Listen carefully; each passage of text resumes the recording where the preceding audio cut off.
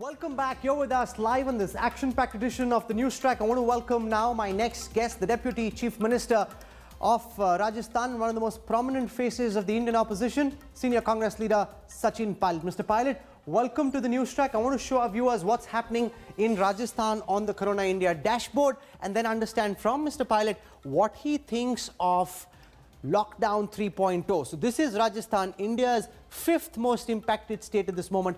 2,584 confirmed cases, 58 deaths, 836 recoveries. That's the larger picture for your state, Mr. Pilot. What are you making of the government's announcements on Lockdown 3.0? I think it is inevitable with the way things were. There are many districts which are red zones. Even in Rajasthan, we have a few districts which we have a lot of infections coming in. And I think we're still far away from the peak. So I think we had to go ahead with the containment strategy. But it's also good in a way that the economic revival now is within sight. We'll have to activate our activities in rural parts of India and also in my state of Rajasthan. The green zones that have been identified by the government of India, they'll have to now, I think, really double up and work even harder to revive the rural economy. And to my mind, we have to breathe life back into our economic sectors because we as a nation cannot afford to have an extended period of no activities or revenues or resources, and states themselves are woefully short of resources to combat this COVID-19.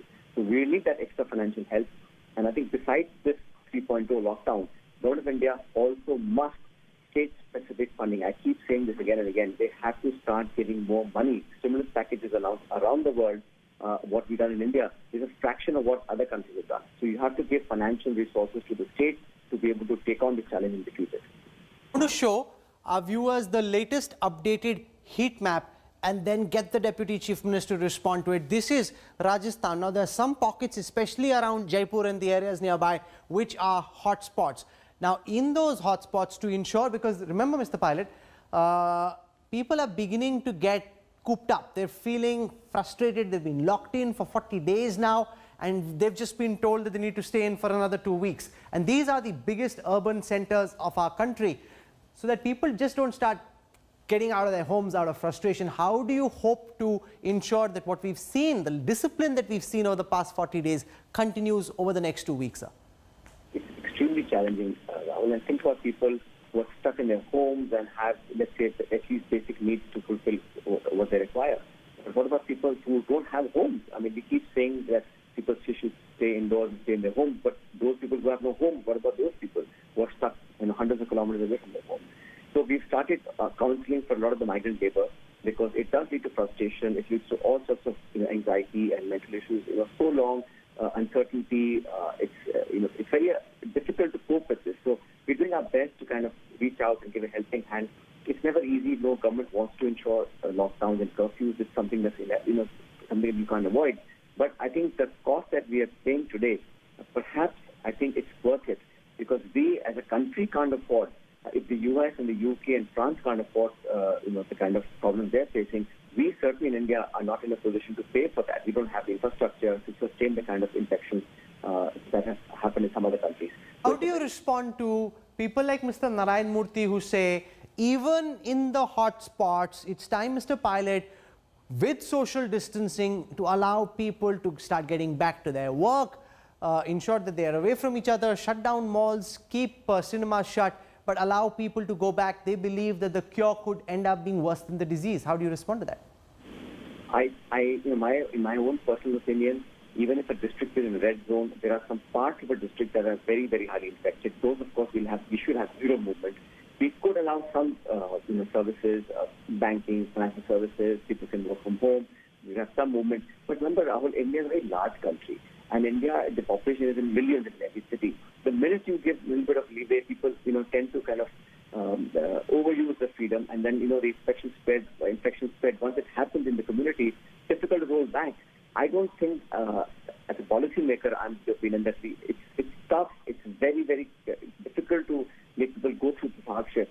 But in the red zones, the infected areas, I don't think we can take a chance of opening it up because India is such a large country, and we are a very physical country by nature. We meet gatherings, weddings, religious functions. We kind of tend to intermingle a lot more than the Western countries do. So I don't think we should take that chance.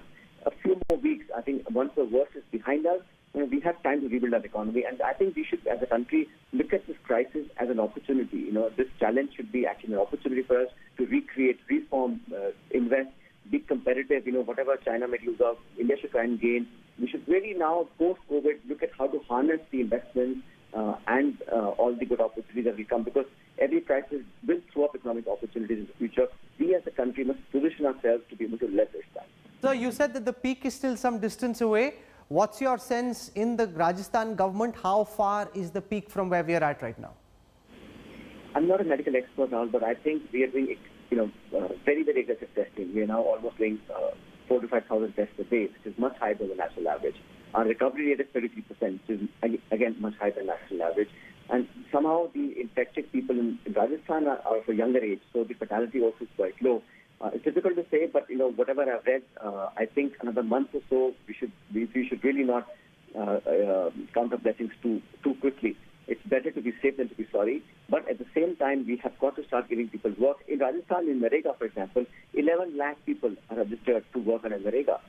8 days ago, it was 60,000. So we are getting cash into the hands of people who will then be able to sustain themselves. And rural folks now, after the farming, the harvest season is over, are coming out and taking work on Narega, making their own homes, making their own toilets. So they're working on their own farms and getting paid for it. 11 lakh people, it's second highest in India.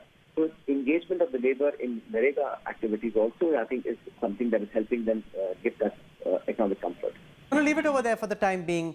Thank you very much, Mr. Pilot, for joining us. You have a tough task ahead. You're speaking about a 1 month window, so just 14 days now. You're looking at 14 days beyond that as well to bring the situation reasonably under control. Appreciate your time with us on the News Track. Thank you very much, sir. Hello everyone, this is Rahul Kamal here. Hope you enjoyed this video. For the latest news and analysis, like and subscribe the India Today YouTube channel, and don't forget to press the bell icon to stay updated.